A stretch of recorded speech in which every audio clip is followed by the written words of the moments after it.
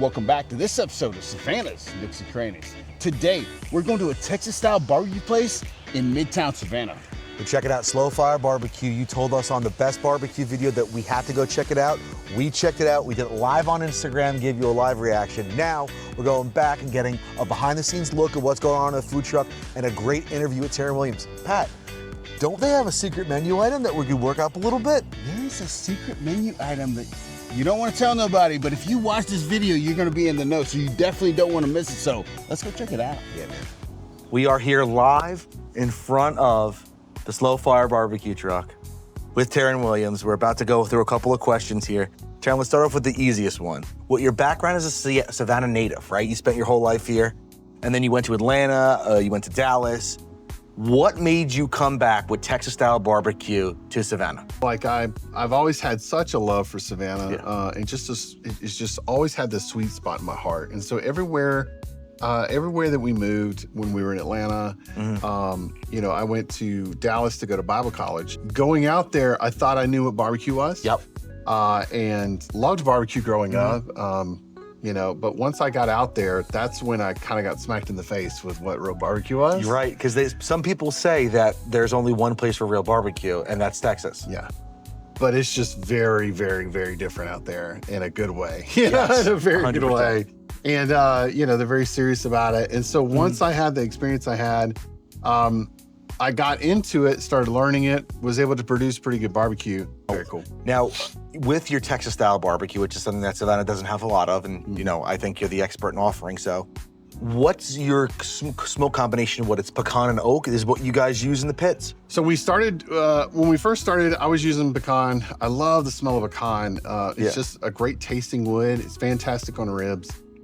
We have since changed it, you know, to where we, with us only having one smoker, we can't do different cooks and, you know, all that. So what we ended up doing is we just strictly went to oak. And as of, I'd say about a year ago, we started sourcing our wood from Texas. So we actually use so you're importing Texas wood.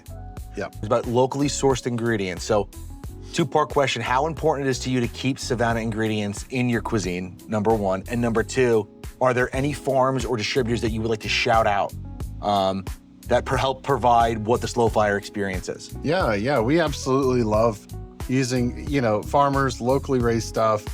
Being a chef, that's just kind of ingrained in me, and that, you know, part of my ethos of what we believe. We always want to try and do that as much as possible. We try to use as much local as possible. As you possibly can, excluding your import Texas wood. Except for the Texas. Yeah, except for that, right? Yeah. So you talk. All right, so now we're out here at Slow Fire. We ordered the Smorgasbord. Of course, we came out here because people told us that thank you. So again, thank you to the people in the Best Barbecue in Savannah video who told us to check out Terren Williams and Slow Fire BBQ here at 1902 Waters Avenue in Midtown Savannah. They're 100% right, and we're gonna break into it right now. Absolutely. So on the smorgasbord, right, Pat?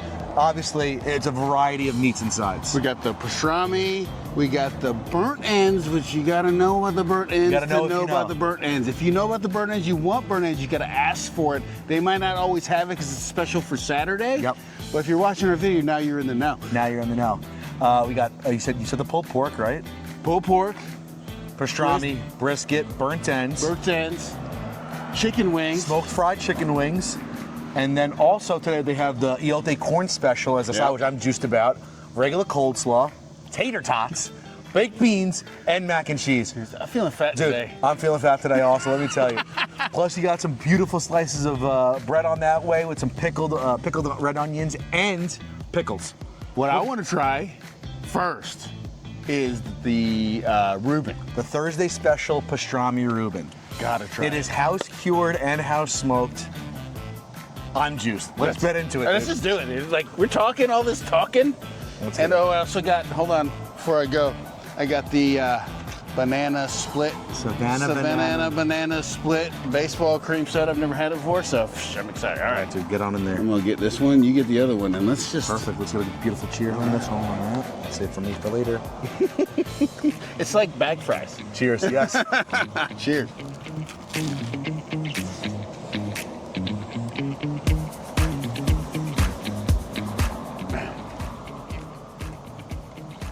What's the first thing that comes to you when you after you take that first bite?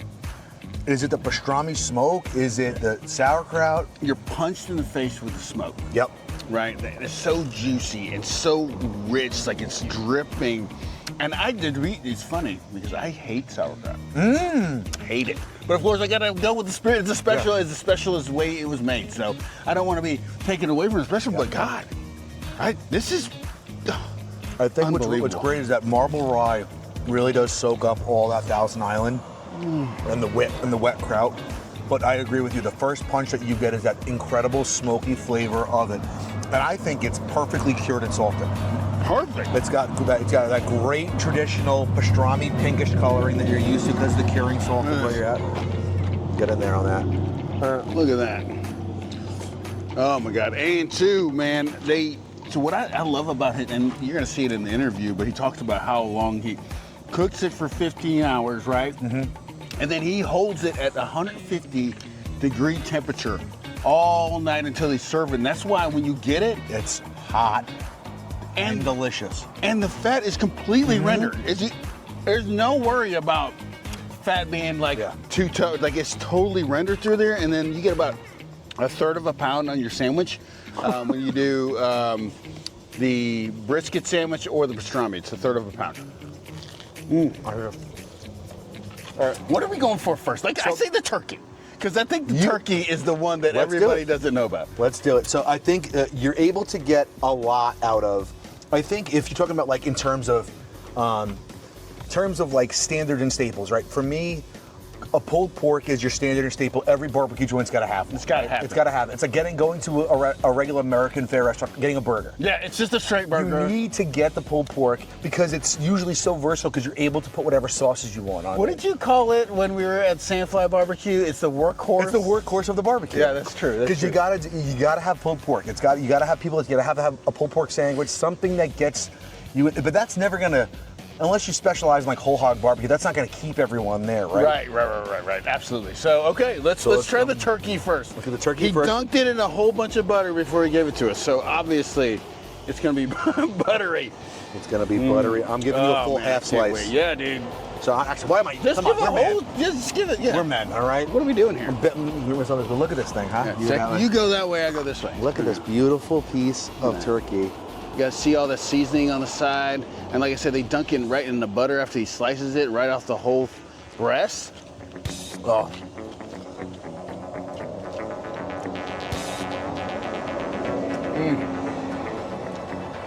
And turkey is one of those things for a lot of people that's tough because they've only had it bad. Yeah, I've cooked many bad turkeys during Thanksgiving. Right? Because you got to think about it, right? Like, how many steaks do you make in a year? Probably, I would say 20. Okay, so 26. How many times are you making turkey on a week-to-week basis? 0. And then you come in and it's expected. And on Thanksgiving, I'm just trying to throw one down. You're expected to throw one down if you don't know what you're doing. So to get something that is this moist, tender, has a really good smoke ring, and has a ton of flavor, is awesome. It's that pepper flavor that really, for me, really punches it up. Like, I'm not a turkey fan. You gotta tell so let's go with the workhorse themselves, the standard mogul. Pulled pork. The standard. The standard. Sure. So I'll get you that. If you can do, you're doing the pulled pork. Yeah, okay. We're doing pulled pork. All right. Yeah. Pulled pork action. Right there. Boom. Okay. All right. What I love is how vivid his smoke ring is throughout all the meats. You can see throughout it, yeah. Right?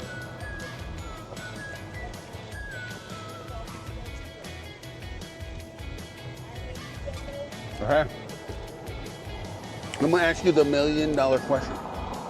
Talk to me. We did Sandfly Barbecue in our bar. I know he didn't want to hear this question. Is it comparable? I would say we didn't use any sauce, remember, on this one. I would say what they both have is really good tenderness and moistness of both meat. Yep. Both have good smoke ring. I think this is a little bit crispier, which is not a bad thing in the aspect of it's still broken down, but it has a little bit more texture. More texture to it. And I loved Slow Fire's bite. So I think they are on par. If not, Slow Fire gets an edge. Yeah. Because of the fact that you don't have, again, we talked about before, you don't have to drown it in barbecue sauce. No. You don't. I mean, if you took Sandfly's barbecue sauce and put it on top. Oh of my this, God, that'd be like a lethal combo. That would be, that would probably start wars somewhere, but yeah, who knows. All right, so let's go back to, before we do the burnt ends, because you and I have not tried that before. No, I've not tried the burnt ends before. Let's do the standard brisket before we jump into the creme de la creme. I've been just waiting for you to give me this brisket, Dude. because the brisket is what I came for. I like the pastrami, but like I really, just rip it apart in front of this thing. Like it's glistening. Look at this thing, huh? I'm not even trying and it's falling off. Holy snap. All right, buddy, that's All right, thank you, buddy. Cheers. All right, cheers. All right. Cheers to the ants. Get some. I may eat that off the floor, huh? Oh. It requires no chewing. You could have no teeth and eat this. You know, a lot of the times, I talk a lot. This brisket is so good, I'm at a loss of words. A 100-year-old person without teeth could gum this thing down. It's like, I mean, I don't know what to say. I don't know what to say. I don't know how else to say it. It's, I would usually say part of my French, but it's not French, it's English. This is delicious. You cannot just get it. If you don't know about it, you don't know about it. Uh-oh, what happened? You picked up another person. There we go. Oh, we're back. We're back, live on Waters. All right, burnt end, buddy. Cheers. Here we go.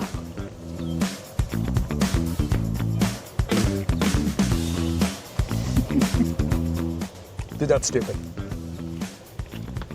Take the brisket, dial up the flavor by 5,000, burnt end. Like I'm feeding a baby bird. Okay, here we go. If you like Chiote, you'll like that. That's really good. That's a really good corn salsa. It's delicious. Very refreshing. I think that vinegar kind of cleans your palate a little bit. Zing, pop, Pam. Very good. Really, God. really good. I didn't have that the last No, time. neither did I. Oh my God, Tony, what an amazing meal. And I will tell you, let's start off with the Reuben. Now tell me, what did you think about the Reuben? So what was really cool about the Reuben is being that it's a Thursday special, you could get it every week, right? And what I love about it is the complexity of flavor and the depth that you get from the cured pastrami. And then the smoke flavor you get from it being in there is unreal.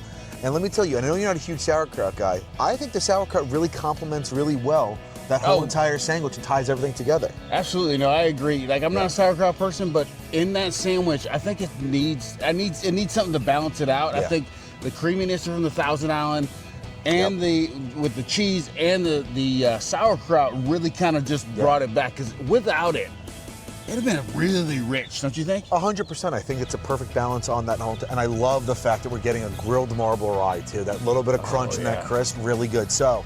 We're going on Tony's flip-flop ratings. For me, that's a 4.5. Oh yeah, definitely.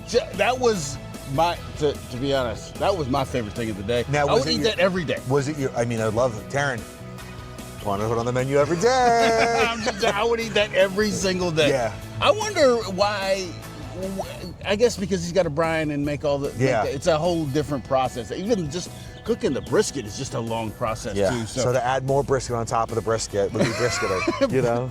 Triple brisket action. But so yeah, that was my favorite. Then we had the Smorgasbord, which was, oh my God, so much. We had turkey, we had burnt ends, we had chicken wings, we had pulled pork. And then all the sides, the fried Brussels, the mac and cheese. So overloaded. Let's start with the meat. Which one out of all the great meats that we had, which one was your favorite? Surprisingly, a lot of people are like, oh, Tony, you're a big brisket guy, you're a big pulled pork guy. I'm not saying that those aren't staples. I'm not saying that a good rib isn't good also. But I love, from Slow Fire specifically, that smoked turkey for me was my favorite item on the menu. The turkey? And the reason why is because turkey is one of those things that when you consistently try, right, you're not doing turkey all the time in your house or kitchen. And how many people could pull off a really, really good smoked turkey that has that much flavor, that much great peppery crust on that bad boy. And then flipping it and dousing with butter right before service, man, holy smokes. Sets it over the edge for me. So for me, that's my flip-flop rating of a 4.8 on that one. And it's an absolute must order next time you go to Slow Fire BBQ. 4.8.